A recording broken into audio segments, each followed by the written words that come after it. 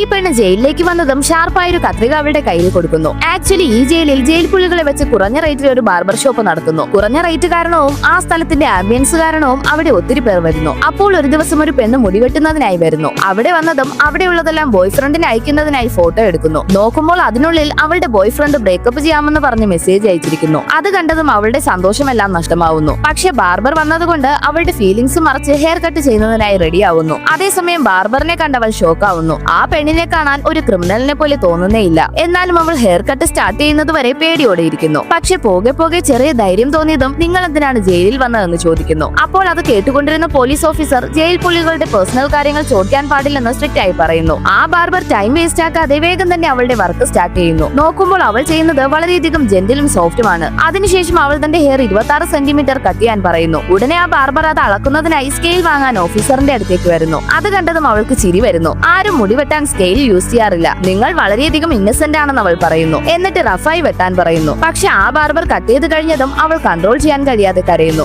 അതിനുശേഷമാണ് മനസ്സിലാവുന്നത് ആ 26 സെന്റിമീറ്റർ ഹെയർ ആണ് അവൾ കാമുകനുമായ റിലേഷനിലായിരുന്ന 2 വർഷം കൊണ്ട് വളർന്നത്. അത് കട്ട് ചെയ്തതോടെ അവളുടെ റിലേഷൻഷിപ്പും ഇല്ലാതായതും അവൾ വീണ്ടും പഴയതുപോലെയാവുന്നു. അതേസമയം കൊലക്കുറ്റത്തിന് അറസ്റ്റിലായ ബാർബർ അവൾ കരയുന്നത് കണ്ട് അവൾക്ക് ടിഷ്യൂ കൊടുത്ത് അവളെ കംഫോർട്ട് ചെയ്യുന്നത് പോലെ സംസാരിച്ച് സമാധാനിപ്പിക്കുന്നു.